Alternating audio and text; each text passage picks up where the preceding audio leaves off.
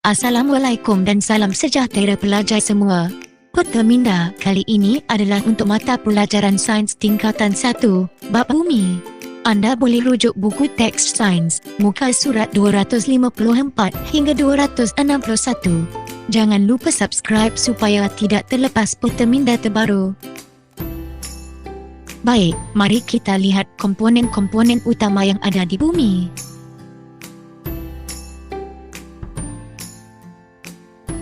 Sistem bumi terdiri daripada 4 komponen yang utama, iaitu atmosfera, biosfera, hidrosfera dan geosfera yang saling berhubung kait. Komponen utama pertama yang terdapat di bumi adalah atmosfera. Atmosfera adalah zon udara yang menyeliputi permukaan bumi. Komponen utama kedua adalah hidrosfera. Hidrosfera adalah zon air yang merangkumi sungai, tasik, lautan dan juga air yang terperangkap sebagai ais di bawah tanah dan wap air dalam atmosfera. Komponen utama ketiga adalah biosfera. Biosfera adalah zon hidupan yang terdiri daripada beraneka hidupan seperti manusia, haiwan, tumbuh-tumbuhan dan hidupan seni. Dan komponen utama yang terakhir adalah geosfera. Geosfera adalah zon batu dan tanah di atas permukaan bumi. Sekarang, mari kita lihat stratifikasi atmosfera.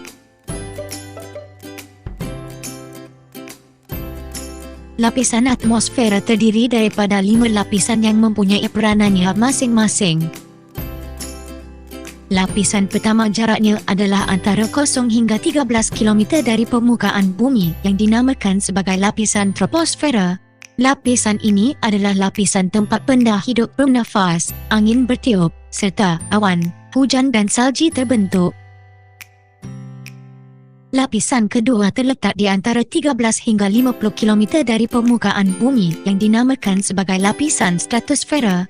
Lapisan ini adalah sesuai dan stabil untuk penerbangan kapal terbang. Terdapat lapisan ozon yang mengandungi gas ozon yang dapat menyerap sinaran ultra-ungu matahari. Masalah penipisan ozon berlaku apabila bahan klorofluorokarbon atau singkatannya CFC yang dihasilkan oleh racun serangga, koti sejuk dan penyaman udara menguraikan molekul-molekul ozon dalam lapisan ozon ini. Lapisan ketiga dipanggil lapisan mesosfera yang terletak antara 50 hingga 80 km dari permukaan bumi. Pada lapisan ini, berlakunya pembakaran dan penghancuran meteorit.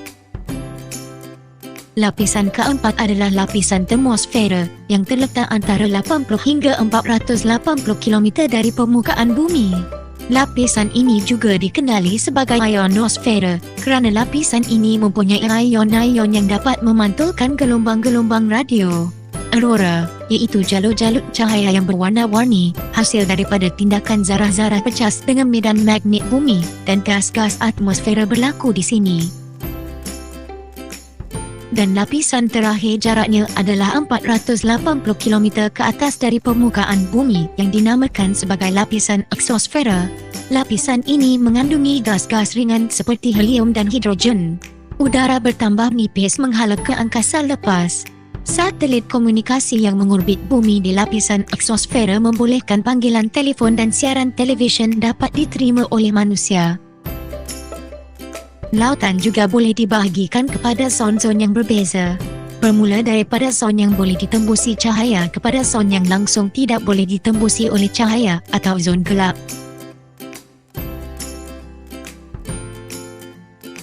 Zon yang pertama adalah zon permukaan. Zon ini berada pada kedalaman 0 meter hingga 200 meter dari aras laut. Dalam zon ini, air adalah sangat cetek dan cahaya boleh bergerak menembusinya.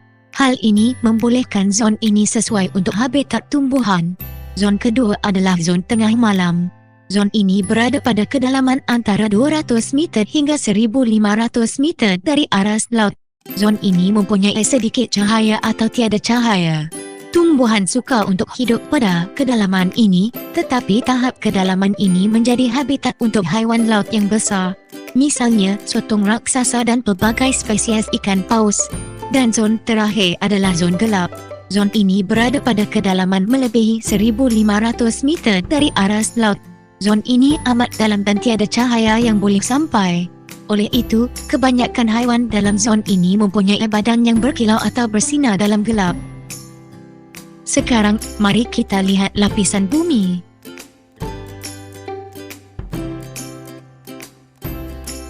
Bumi boleh dibahagikan kepada 3 lapisan utama berdasarkan sifat fizikalnya, iaitu kerak, mantel dan teras. Lapisan mantel terdiri daripada komponen litosfera, astenosfera dan mesosfera. Litosfera meliputi kerak dan bahagian atas mantel. Bumi ialah planet ketiga dari matahari dan merupakan satu-satunya planet yang sesuai untuk didiami dalam sistem suria kita. Salah satu keistimewaan sifat bumi yang menyebabkan bumi sesuai untuk semua hidupan ialah suhu bumi tidak terlalu panas atau sejuk berbanding dengan planet lain. Hal ini disebabkan oleh kedudukan bumi yang berada tidak terlalu dekat dan tidak terlalu jauh dari matahari. Selain itu, kewujudan air dan oksigen di bumi juga menyebabkan bumi sesuai untuk semua hidupan. Bagaimana dengan taburan air di bumi?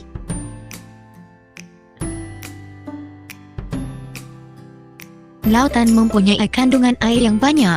Dari manakah asalnya air ini? Air laut mengalami penyejatan oleh sinaran matahari dan dibawa ke daratan oleh awan sebelum turun semula ke sungai sebagai hujan.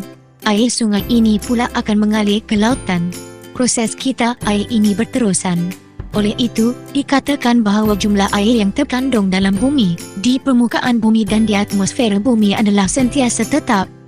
Nantikan peta minda untuk topik bahan bumi dalam bab bumi ini. Jika anda buka video ini menggunakan Facebook atau YouTube, pada bahagian penerangan, terdapat pautan untuk playlist bagi semua peta minda pelbagai subjek dan juga terdapat penerangan bagaimana hendak install aplikasi peta minda dalam telefon anda. Terdapat fungsi widget fakta yang membantu anda menghafal fakta. Ianya ringkas dan terletak pada home screen telefon anda. Anda hanya perlukan tidak sampai 30 saat sahaja untuk membaca setiap fakta dan fakta akan berubah secara atau setiap 30 minit. Assalamualaikum dan salam sejahtera semua. Belajarlah dengan bijak menggunakan peta minda.